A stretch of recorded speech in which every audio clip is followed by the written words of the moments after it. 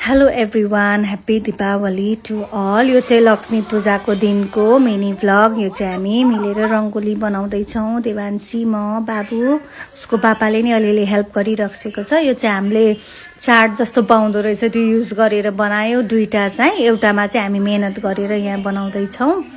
त्यो चाहिँ पिकक जस्तो टाइपको। यो पाइला र त्यो ओम चाहिँ हामीले त्यो चार्ट जस्तो एउटा पाउँदो रहेछ, त्यो एकदम इजी हुने, सफा पनि हुने, त्यही युज गरेर बनायौँ। त्यसपछि हामी चाहिँ सबै बनाएपछि अब लक्ष्मी पूजा गर्नको लागि रेडी भएर एकैछिन सबैजना फोटोहरू क्लिक गऱ्यौँ। पाइला पनि बनाएँ मैले।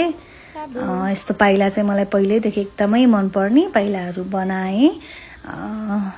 यस्तो भयो फाइनली हाम्रो यो पिकअप डिजाइनको यो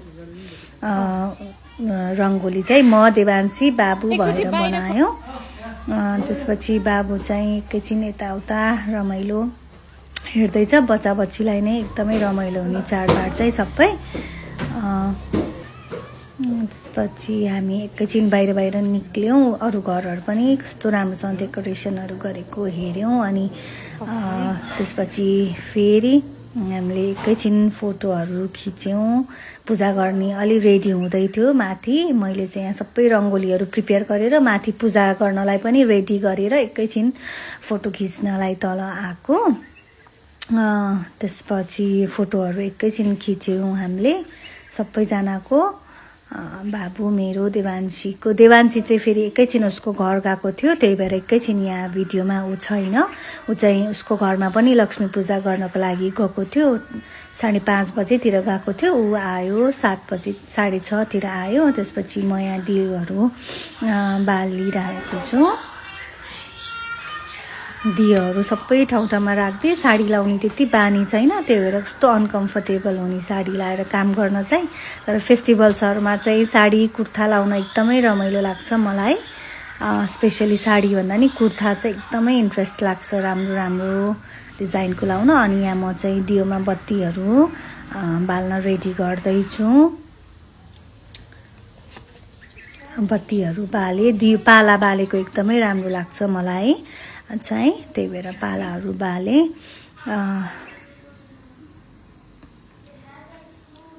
त्यसपछि चाहिँ देवान्सी पनि आफ्नो घरको पूजा सिद्धाएर आई। अनि त्यसपछि हामीले उसँग फेरि एकछिन फोटोहरू खिच्यौँ। बाबु चाहिँ एकदम डेस्परेट भएर देवान्सी कहिले आउँछ आउँछ भनिरहेको थियो। ऊ आई अनि पनि खुसी भयो। त्यसपछि हामीले एकैछिन यहाँ फोटोहरू खिचेपछि पटकाहरू पड्काउन सुरु गऱ्यो। पड्का चाहिँ हामीले लास्ट इयरदेखि नै पड्काउने गरेको। बाबु एकदम रमाइलो मान्छ, बच्चा बच्चीलाई एकदम रमाइलो लाग्ने भएर डिफ्रेन्ट टाइपको पट्काहरू ल्याएर पड्कायौँ। रमाइलो भयो। तिहारको रमाइलो भनेकै झिलिमिली लाइट्सहरू, पटका, त्यही नै हो। बच्चाहरूलाई चाहिँ कस्तो रमाइलो लाग्ने यस्तो पटकाहरू अनि पड्काउँदाखेरि।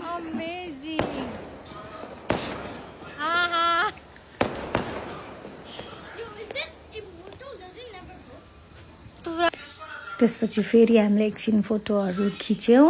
पूजा गर्ने अलिक टाइम भइसकेको थिएन। अनि बाबु चिरचिरे इन्जोय गरेर गर्दैछ। देवान्सी चाहिँ सिद्धि होला साइडमा बसिरहेकी छ। उसको चाहिँ सल्काउन रेडी भइरहेको रहेछ। पनि भाइ र दिदीले चाहिँ खुब रमाइलो गरे योपालि पट्काहरू पड्काएर तिहारमा। अङ्कलले पनि रमाइलो गर्दै होइसिन्छ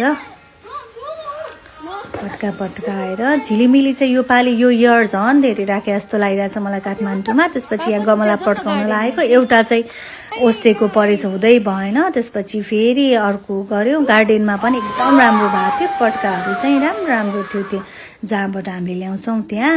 अनि त्यसपछि हामी एकैछिन फेरि बाहिर यताउता घरै नजिक यताउता निक्ल्यौँ। त्यहाँ चाहिँ पापाले मल्टा बारुद घर बाहिर पड्काइरहेको थियो। भित्र चाहिँ गाडी स्कुटरहरू भएको भएर बाहिर पड्कायौँ पट्काहरू। त्यसपछि हामीले लक्ष्मी पूजा पनि गरिसकेको थियौँ। त्यही भएर हामी एकैछिन तल झरेर बाहिर हेर्न जाने। अनि पट्काहरू पड्काएर त्यसरी रमाइलो गरेर मनायौँ यो पालिको Lakshmi Puja Tihar. Thanks for watching everyone. Bye by.